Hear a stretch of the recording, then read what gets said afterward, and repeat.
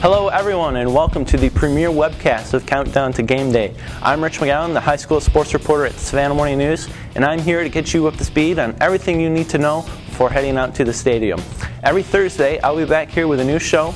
We'll recap the events of the week before, we'll look ahead to the games coming up, and I'll have comments from the coaches from the teams playing in the game of the week. Now, it's week one, so obviously there's nothing to recap from last week, so let's get right into the games that are coming up. First up is the Thursday night game between Benedictine and Windsor Forest. These two teams met in the Thursday night season opener last year, with Benedictine winning that game 21-7 thanks to a running game that produced 262 yards.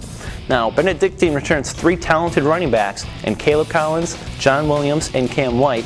That, along with the loss of quarterback A.J. DePhillips, should mean that the Cadets are going to look to pound the ball on the ground once again.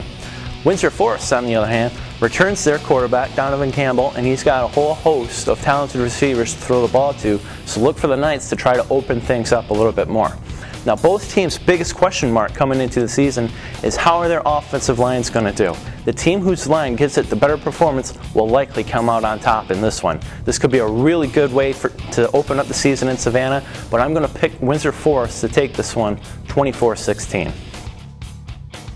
On to Friday night, and let's start in Garden City. Coach Richard Redding believes his Groves Rebels are primed to contend for the playoffs, but to do so, they're going to have to win the winnable games on their schedule, and the first game of the year is one of those winnable games. The Groves welcome in Houston County, who won just one game last year, but that doesn't necessarily mean they're going to be a pushover. The Bears return a 1,200-yard passing quarterback in Jeff Thompson and an all-state receiver in Craig Presley. Now, the Rebels are a fast and athletic squad on both sides of the ball, and one player to really keep an eye on is going to be senior defensive end Donnie Coutre. He's a 6'4", 250-pounder, and he runs very well. Coach Redding thinks Coutre has big-time Division I college potential, but whether or not he reaches that is going to be totally up to him. I, for one, am very interested to see how he develops this year. Now, this game is tough to call, but I'm going to take Groves in 27-21.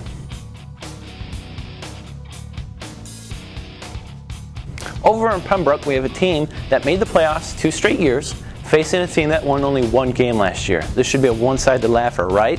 Not so fast. Richmond Hill's only win last year was a 3-0 victory over rival Bryan County. In fact, the Wildcats have won only 3 games in the last 2 years, but 2 of those wins have come at the expense of the Redskins.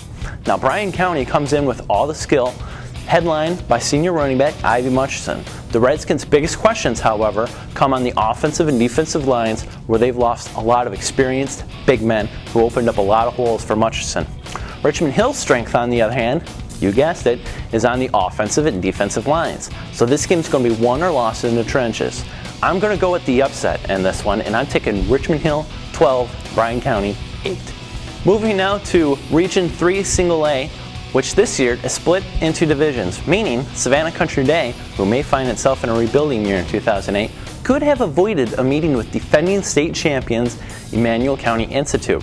But when it came time for coaches to draw opponents out of the hat for the cross-divisional games, guess who Savannah Country Day coach Mike Carswell picked on his first try? ECI. So that means the Hornets, minus graduated stars John Mesh, Craig Novak, Patrick Blackburn, have to face the Bulldogs, who returned state touchdown champion Washawn Ely. All he did last year was score 58 touchdowns. Now, Country Day could make the playoffs for the 7th straight year this year, but they just don't have enough to hang around long with the Bulldogs. I think I'm going to have to take ECI to win this one 35-14, and I may be a little conservative on that final. Now, there's one game Saturday night as Savannah Christian hosts Montgomery County. Savannah Christian has been arguably Savannah's best team the last couple of seasons, but the Raiders have quite a few question marks as 2008 kicks off. Who's going to fill in the shoes left by Russell Damasi, the senior quarterback now at Georgia Southern? Who's going to replace Tyler Sumner, Region 2 AA's Player of the Year last year, also at Georgia Southern? Now, the Raiders have 1 week to answer those questions before they go to Emmanuel County Institute next week. But despite the uncertainty, the Raiders should have enough left to overtake Montgomery County, a team that's lost its last 28 games. Look for the Raiders to win this one. I'm going to say 34-6. And that brings us to the game of the week. Savannah High and Beach meet on the football field for the 37th time, and Savannah High leads the all-time series 19-18, but Beach has won the last 10 meetings and continued that streak last year, defeating the Blue Jackets 24-0 at Memorial Stadium. I had a chance to go out to both schools this week. I talked to the coaches about the big game and the rivalry between schools. Just talk a little bit about the rivalry with Savannah High, what it means to the city, but also to Beach High. I mean, since Friday night is a big night for a lot of people.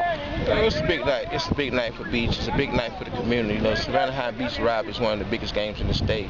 It goes back to when I came here in '99. So, you know, we're just trying to get excited about Friday night. We're trying to get the community excited and just trying to move forward. Now, it is a region game. I made it clear that, you know, we shouldn't have to play a region game first because nobody else does. But hey, you know, we're going to do it. You know, it's the card that we've been played and we're going to play with it. But we're ready to go. And so talk a little bit specifically about your team. Are you liking what you're seeing out here? And just what are you expecting when the Bulldogs take the field Friday night? You know, I got a good group of kids. They work real hard in the off season. I've been excited about their work ethic. I've been excited about their work ethic in the weight room. I'm pleased with. I'm pleased. I'm not satisfied where we are, but I'm pleased with their effort. Okay. There you go. Coach, just talk a little bit about the rivalry and what it means to the city of Savannah and as well as Savannah High. Well, you know, anytime you mention the word rivalry, you know, there should be a lot of intensity. And in the past, our kids just haven't had that intensity. But, you know, after a team have beaten you for 13 straight years, I think at some point you have to have a little anger, you know, to really compete and win a football game. And I hope that this year, you know, we can fulfill those lost 13 years that we haven't enjoyed beating Beach High School.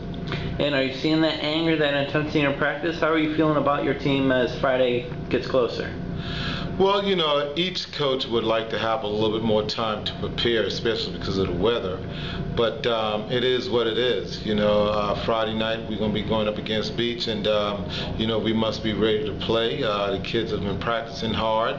All practices hadn't been going great, but you know, we've had some bright spots, and I'm still excited about Friday night. That's it. That's the premiere webcast of Counting Down to Game Day. Thanks for watching, and be sure to come back next week. For the Savannah Morning News, I'm Rich McGowan.